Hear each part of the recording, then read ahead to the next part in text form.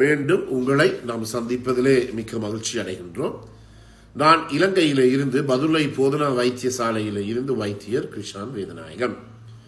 ஒரு அன்பர் என்னிடம் கேட்டிருந்தார் ஒரு கேள்வி. தன்னுடைய ஆண்குறி சிறிதாகவும் சரியாக வளைந்து காணப்படுகிறது என்று பற்றி நாங்கள் பார்த்து கொண்டிருக்கின்றோம். எனவே வளைகின்ற போது, அதாவது நேரான நிலைமையில இருந்து 30 பாகைக்கு கூடுதலாக இருக்குமாக இருந்தால் தான் அதை நாங்கள் மிக தேவையான ஒரு வளைவு அல்லது சிக்னிஃபிகன்ட் கர்வேச்சர் என்று சொல்லி நாங்கள் சொல்லலாம். எனவே இதற்குரிய பல காரணங்களை பார்த்து கொண்டு இருக்கின்றோம். எனவே இந்த நிகழ்ச்சி உங்களுக்கு பிடித்திருந்தால் யூடியூப்பிலே பார்ப்பவர்கள் மறக்காமல் லைக் பண்ணுங்கள், ஷேர் பண்ணுங்கள், மணி சின்னத்தை அல்லது பெல் சைனை அமர்த்தி சப்ஸ்கிரைப் பண்ணுங்கள். டிக்டாக், இன்ஸ்டாகிராமிலே ஃபாலோ அப் பண்ணுங்கள். அதே நேரத்தில் உங்களுடைய நண்பர்கள், உறவினர்களுக்கு இந்த நிகழ்ச்சியை நீங்கள் அறிமுகப்படுத்துங்கள். நேரடியாக தொடர்பு கொள்ள விரும்பினால் வெளியூர் நண்பர்கள் இமோ அல்லது வாட்ஸ்அப்பின் ஊடாக 0094-777-35-62-45 மூலம் தொடர்பு கொள்ள முடியும். உள்ளூர் நண்பர்கள் 0777-35-62-45 மூலமாக தொடர்பினை மேற்கொள்ள முடியும். எனவே அடுத்ததாக இந்த ஆண்குறி வளைவதற்குரிய இன்னொரு மிக முக்கியமான காரணம் என்ன? ட்ரோமா அல்லது ரிப்பீட்டட் மைக்ரோ இன்ஜரிஸ் என்று சொல்லுவோம். அதாவது trauma R repeated micro injuries என்று சொல்லுகின்ற போது, நான் இதுவரையும் என்னுடைய வாழ்க்கை காலத்திலே கொழும்பிலே நான் வேலை செய்து கொண்டிருக்கின்ற போது 98-99 ஆண்டிலே தான் முதலாக ஒருவருடைய ஆண்குறி, அதாவது பீனிஸ் முறிந்து வந்தது. எனவே என்னுடைய வாழ்க்கை காலத்தில் 1-2 பேரைத்தான் நான் சந்திச்சிருக்கிறேன். எனவே இது எப்ப ஏற்படும் என்றால் இன்ஜரி டியூரிங் செக்ஸ். கூடுதலாக நான் பார்த்த 2 நபர்களும் அவர்கள் ஒரு உண்மையாக சொல்ல போனால் கேஷுவல் செக்ஸ் ஒர்க்கர், ஒரு பாலியல் தொழிலாளியுடன் தான் அவர்கள் உறவு வைத்துக் கொண்டிருந்தார்கள்.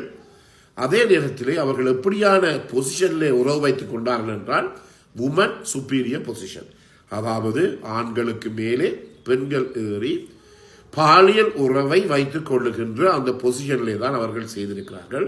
உங்களுக்கு தெரியும், பாலியல் தொழிலாளிகள் அவர்கள் நீங்கள் அதாவது உங்களுடைய மனைவியுடனோ அல்லது உங்களுடைய கேர்ள் ஃப்ரெண்ட் இல்லாமல் என்ன நிலைமையிலும் அவர்கள் உங்களுடன் பாலியல் உறவை வைத்துக் கொள்வார்கள். என்றபடியினாலே அந்த பெண் அந்த ஆணுடன் மிக வேகமாகவும் மிகவும் ஆக்ரோஷமாகவும் செயற்பட்டபடியினாலே அந்த ஆண்குறி அப்படியே 2ஆக முறிந்து இருக்கிறது. அது உடனடியாகவே வைத்தியசாலைக்கு வந்தால் அதை நாங்கள் நேரடியாகவே பொருத்தக்கூடியதாக இருக்கும். ஆனால் பிந்தினால் எங்களாலே ஒன்றுமே செய்ய முடியாது. அதன் பிற்பாடு அந்த ஆண்குறி எழுச்சி அடையாது அல்லது எழும்பாது, அல்லது அவரால் தன்னுடைய பெண்ணுடனோ தன்னுடைய மனைவியுடனோ ஒழுங்கான பாலியல் உறவை அவர் வைத்துக் கொள்ள முடியாத ஒரு நிலைமை அவருக்கு ஏற்படும். எனவேதான் இன்ஜரி டியூரிங் செக்ஸ் இது ஒரு பெரிய பிரச்சனையான விஷயத்தை சொல்ல போகிறேன், மெஸ்டுபேஷன், அதாவது சுய இன்பம் காணுகின்ற போது. நான் இந்த சுய இன்பம் காணுவதனாலே உங்களுடைய ஆண்குறி முறியும் அல்லது ஆண்குறிக்கு ஏதாவது பாதிப்பு ஏற்படும் என்று நான் இதனை சொன்னால் முடிந்தது. பல பேர் தொலைபேசி எடுத்துக்கொண்டு பல விடயங்களை கதைப்பார்கள். அப்படி அல்ல, அது 100% பிழையானது.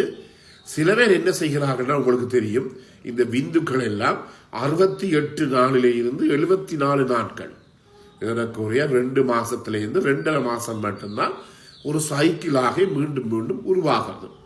இவ்வாறு இந்த சைக்கிளாலே மீண்டும் மீண்டும் இந்த விந்துகள் உருவாகின்ற போது எங்களுக்கு ஒரு பிரச்சனை நீங்கள் காணக்கூடியதாக இருக்கும். என்னென்றால், இந்த விந்துக்களிலே, அதாவது சுக்கிரபாயம், ஒரு நாளையிலே 3 அல்லது 4 தரம் கைப்பழக்கம் அல்லது மெஸ்டுபேஷன் சுய இன்பம் காணுபவர்களுக்கு அந்த சுக்கிரபாயம் அல்லது விந்துகள் முடிந்துவிடும்.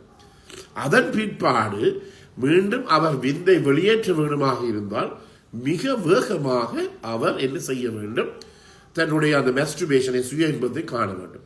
அந்த நேரத்திலே அவர்களால் சில நேரங்களிலே சில பிழையான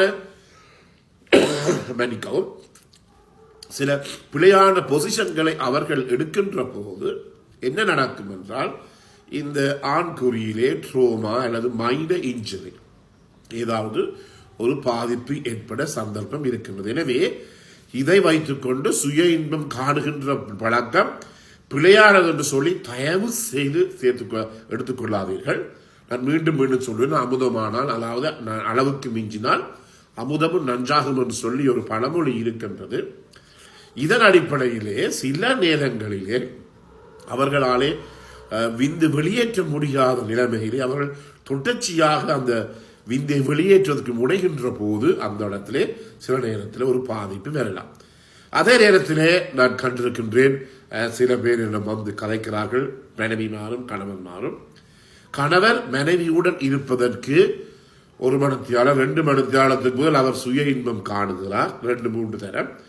அதன் பிற்பாடு அவர் மனைவியுடன் இருக்கின்ற போது மனைவிக்கு பெரிய கரைச்சலாக இருக்கிறது. ஏன் 2-3 தரம் மனைவிக்கு உச்சக்கட்டம் வந்தாலும் அவருடைய விந்து ஆணினுடைய விந்து வெளியேறாது. ஏன் ஆணினுடைய விந்து வெளியேறாது என்றால் முக்கியமான காரணம் என்னவென்றால் இந்த ஆணுக்கு இந்த ஆண் ஏற்கனவே 2-3 தரம் சுய இன்பம் அல்லது கைப்பழக்கம் அல்லது மெஸ்டுபேஷனை செய்து விந்தை வெளியேற்றி விட்டார், சுக்கிலப்பாயத்தை வெளியேற்றி விட்டார். இனி மீண்டும் அந்த சுக்கிலப்பாயம் உருவாவதற்கு கொஞ்சம் காலம் தேவை. ஆனால் இவர் என்ன செய்வார் என்றால் மனைவியுடன் தொடர்ச்சியாக செக்ஸை வைத்துக் கொண்டு சில 20-30 நிமிடம் இருந்து மனைவியினுடைய வாழ்க்கையை அவர் பழுதாக்கி விடுவார், வேணாம் என்று செய்து விடுவார். எனவே இப்படிப்பட்ட ஆட்கள் இன்றைய வந்து கண்டிருக்கிறார். எனவே இந்த மெஸ்டுபேஷன் செய்கின்ற போது நான் மீண்டும் மீண்டும் உங்களுக்கு சொல்வது, அதிலே ஒரு விதமான தீங்கான பழக்கங்களும் இல்லை, அது ஒரு கெட்ட பழக்கம் இல்லை. பல பேரோட தொலைபேசி கூட இன்றும் கூட தொடர்பு கொண்டு இந்த பிரச்சனைகளை அவர்கள் கேட்டுக்கொண்டிருக்கிறார்கள். எனவே இந்த மெஸ்டுபேஷன் ஆனது ஒரு விதமான பாதிப்பையும் எங்களுக்கு ஏற்படுத்தாது. அதே நேரத்தில் சில நேரங்களில் தொடர்ச்சியாக செய்கின்ற போது இது பிரச்சனை. நான் மெஸ்டுபேஷன் செய்து ஒருவருடைய ஆண்குறி பாதிக்கப்பட்டதை இதுவரையும் நான் காணவில்லை. ஒரு பெண்ணுடன் இருந்து அவர் பெண்ணுடன் பாலியல் உறவை வைத்துக் கொண்டு அதன் மூலமாக அதனுடைய பாதிப்பு ஏற்பட்டதை நான் 2 இடங்களில் என்னுடைய 38 வருஷ வாழ்க்கையிலே மருத்துவ வாழ்க்கையிலே பல்கலைக்கழகமாக இருக்கலாம், வெளியிலே வந்த பிற்பாடு இருக்கலாம், ஒரு தடவையுமே நான் காணவில்லை. ஆனால் 2 பேர் மட்டும்தான் ஒரு ஆணுடன் இருந்து, அதாவது பெண்ணுடன் இருந்து 2 பேர் மட்டும்தான் அந்த நிலைமைக்கு வந்திருக்கிறார்கள். அதே நேரத்தில் இந்த கைப்பழக்கம் செய்து அதன் மூலமாக இப்படி டேமேஜ் ஆனவர்கள் ஒருவரையும் கூட நான் இதுவரையும் காணவில்லை. எனவே இதை நீங்கள் கவனித்துக் கொள்ள வேண்டும். எனவே நான் அடுத்த ஒரு நிகழ்ச்சியில் இந்த ஃபீமேல் செக்ஷுவல் டிஸ்ஃபங்க்ஷனை பற்றி பார்ப்போம். ஒரு அன்பர் கேட்டுக்கொண்டபடியால தான் இந்த கேர்வேச்சரை பற்றி பிரச்சனை பற்றி. எனவே கூடுதலான ஆண்கள் சின்ன ஆண்குறியோ அல்லது வளைந்த ஆண்குறியை பற்றி கூடுதலாக அவர்கள் பயப்படுகிறார்கள். அதான் மிகவும் முக்கியம். எனவே எந்த ஒரு சின்ன ஆண்குறியாலும் ஒரு பெண்ணை நீங்கள் என்ன செய்ய முடியும், பெண்ணை நீங்கள் சந்தோஷப்படுத்த முடியும். எனவே உங்களுக்கு தெரியும், மீண்டும் நான் சொல்லுகிறேன், ஒரு ஆண்குறி நிறைப்படைந்த பிற்பாடு அதனுடைய நீளம் எவ்வளவு இருக்க வேண்டும்? 12 இருந்து 16 சென்டிமீட்டர், அதாவது 4.7 இன்ச்சிலிருந்து 6.3 இன்ச்சஸ் இருக்கணும். 4.7 6.3 அங்குலங்கள் இருக்க வேண்டும். அதே நேரத்திலே அதனுடைய அதாவது மைக்ரோ பீனிஸ் என்று நாங்கள் எப்போது சொல்லுவோம் என்றால் ஆண்குறி விரைப்படைந்த நிலையிலே அதனுடைய ஆண்குறியின் அளவு 7 சென்டிமீட்டருக்கு குறைவாக இருக்குமாக இருந்தால் அல்லது 2.75 அங்குலங்களுக்கு குறைவாக இருக்குமாக இருந்தால் தான் நாங்கள் அதை சிறிய ஆண்குறி என்று சொல்வோம். அதுவும் கூட பயப்பட தேவையில்லை. சிறிய ஆண்குறியுடன் வளைந்த ஆண்குறியுடன் வைத்துக்கொண்டு உங்களுடைய மனைவியை நீங்கள் திருப்திப்படுத்த முடியும். எனவே நீங்கள் தருகின்ற அனைத்து ஆதரவுக்கும் எமது மனமார்ந்த நன்றியை தெரிவித்து விடைபெறுகிறேன். நன்றி, வணக்கம்.